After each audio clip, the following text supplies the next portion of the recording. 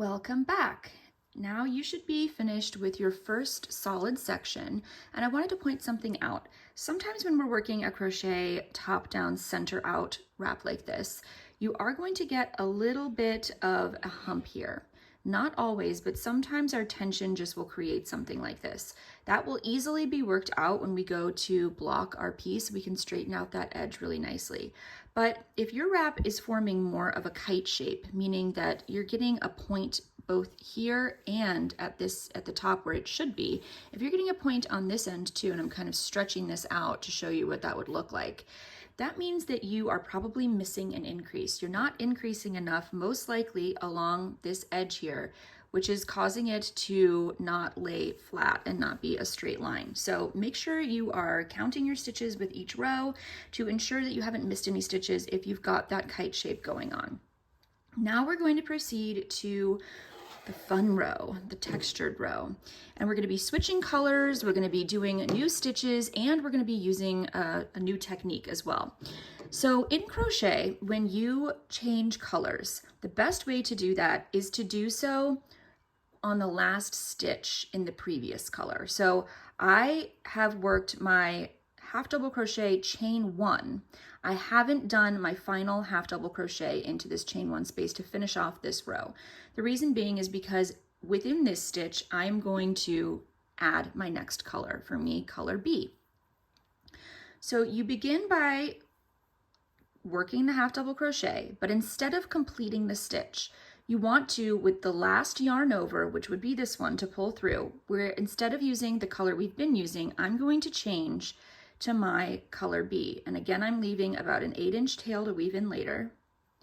And you just want to complete that stitch with the new color. And what that does is it makes the loop on your hook the new color. So the next stitch will also be fully in that new color. And you're leaving the previous color completed for the row below. That way you won't have a jog in your stitches at the side of your work. So now we're ready to turn and begin the fun textured row. We are going to be using half double crochets, which we've already done. We're going to be using slip stitches, and we're going to be using something called a mini puff stitch. So we are also going, let me point something else out. We're also going to be using a new technique. So the textured row is just one row, right? So if we were to work that in our color B all the way down to the end of this row, unless we were to cut our color A here and reattach it here to begin the following row, which would mean we would have 2 extra ends to weave in as well, we won't have color A available to us down there. So what we're going to do is use a technique called tapestry crochet. And all that means, it's a very easy technique that's super handy when you have a single row of an alternate color. You simply lay the previous color on top of the work and crochet over it as you go along so that it is available to you when you reach the end of your row. Let me show you what that looks like. So we're going to begin this row just like the others, where we chain 3. And now we're going to take our color A and lay it on top of the previous row so that as we work our first half double crochet into this chain 1, you see we're also working over that strand or the working yarn of our color A. And you simply complete your half double crochet, and that will trap color A underneath this whole row. And usually it's fairly invisible. Sometimes you can sort of see it peeking through, but with this stitch pattern, I kind of like the way it peeks through a little bit. It gives some dimension to our textured stitch row.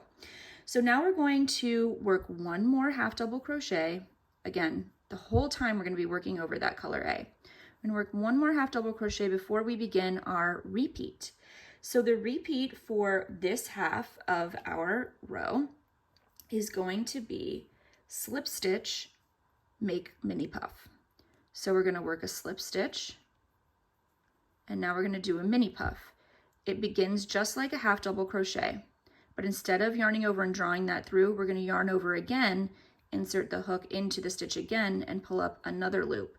So now you should have 1, 2, 3, 4, 5 loops on your hook before you yarn over and pull through. It's kind of like doing 2 half double crochets without finishing the final step of each of them. And that's just going to create a really cute little puff on the front of our fabric. So we're going to repeat that all the way down. Slip stitch, mini puff, slip stitch, mini puff,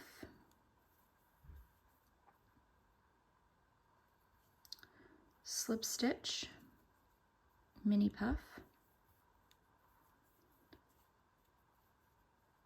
slip stitch, mini puff.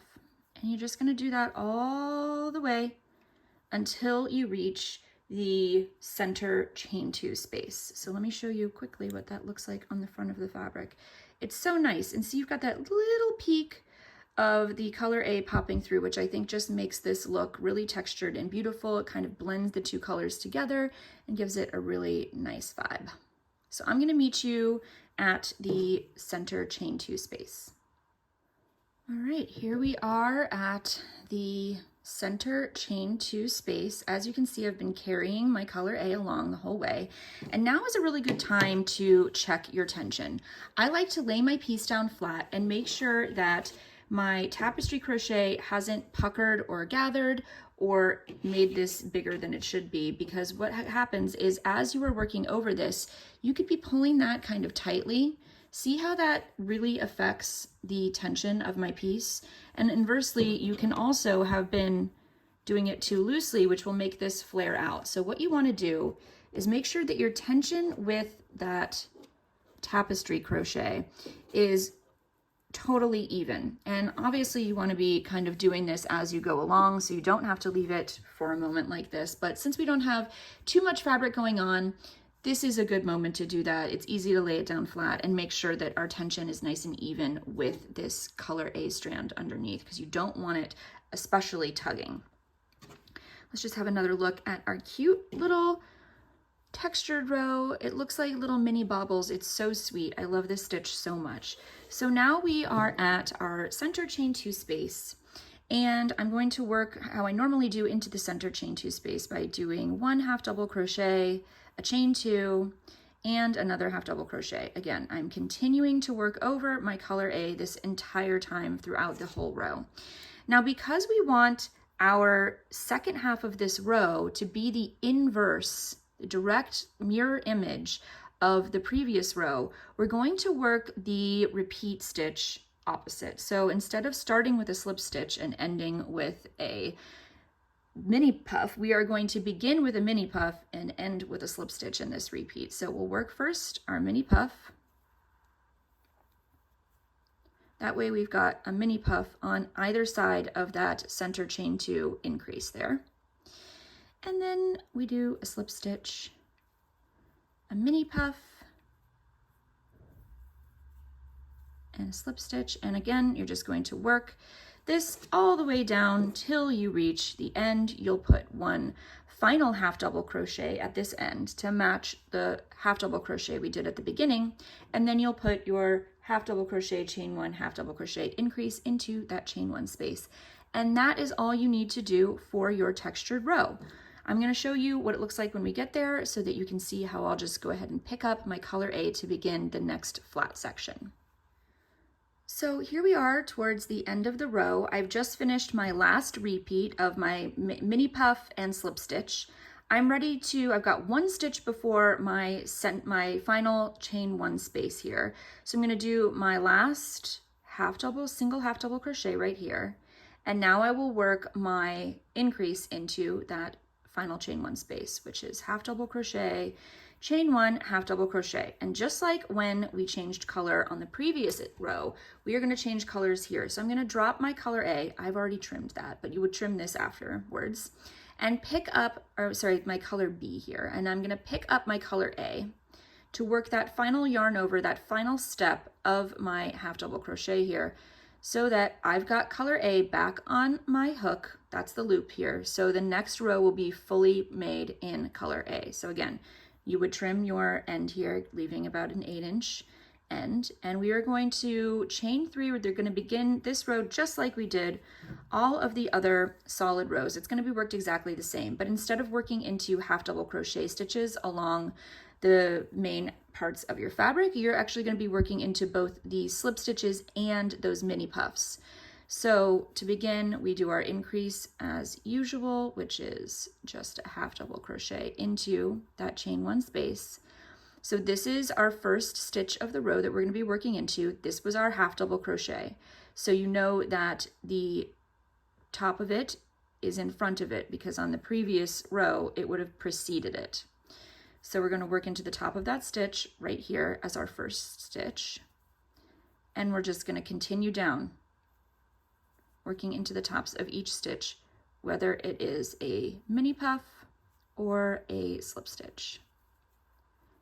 And this row will be worked exactly like all of the other solid runs, where you do only half double crochets all the way down the row, and then you do your increase in the beginning, middle, and end of the row, and you're just going to continue on like this until you have your next textured row, which will always be worked on the wrong side of the fabric so that those puffs are shown on the front side. On the back side, it looks like this.